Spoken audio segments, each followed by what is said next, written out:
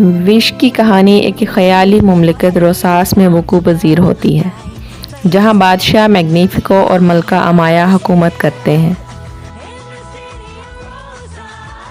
बादशाह मैग्निफिको जादुई सलाहियतों का हामिल है।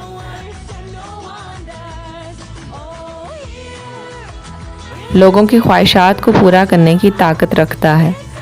हर शहरी अपनी सबसे बड़ी ख्वाहिश को बादशाह के सुपुर्द करता है, जो इसे महफूज कर लेता है और माहाना तकरीब में एक ख्वाहिश को पूरा करता है।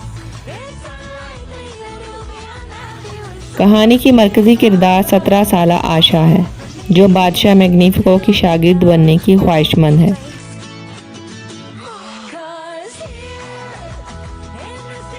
इसका मकसद अपने 100 साला दादा साबिनो की ख्वाहिश को पूरा करवाना है, जो नौजवान नस्ल को मुतासिर करने की ख्वाहिश रखते हैं। इंटरव्यू के दौरान बादशाह मैग्निफिको साबिनो की ख्वाहिश को गैर वाज़ेह और मुमकिना ख़तरा समझते हुए मुस्तरद कर देता है। आशा को एहसास होता है कि बादशाह मैग्निफिको का इरादा नहीं है कि वो लोगों की तमाम ख्वाहिशात को पूरा करे या इन्हें वापस करे। मायूस होकर आशा एक सितारे से अपनी ख्वाहिश का इजहार करती है। इसकी दुआ कबूल होती है और एक जानदार सितारा, जिसे आशा स्टार का नाम देती है, आसमान से ज़मीन पर आता है।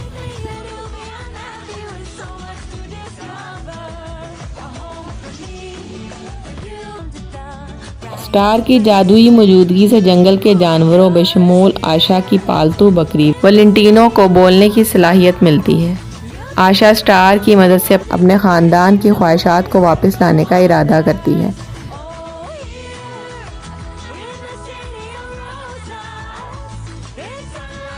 ताहम बादशाह मैग्निफिको स्टार की मौजूदगी को अपने इक़्तिदार के लिए ख़तरा समझता है और ममनुआ स्याह जादू की तरफ माइल हो जाता है, ताकि अपनी ताकत को बरकरार रख सके।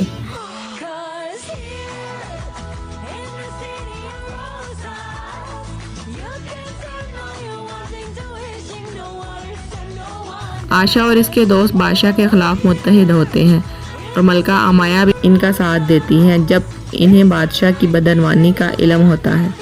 आखिर में शहरियों की इज्तिमाई ख्वाहिशात की ताकत से बादशाह मैग्निफिको शिकस्त खा जाता है और उसे उसके जादुई अमल के आईने में कैद कर दिया जाता है।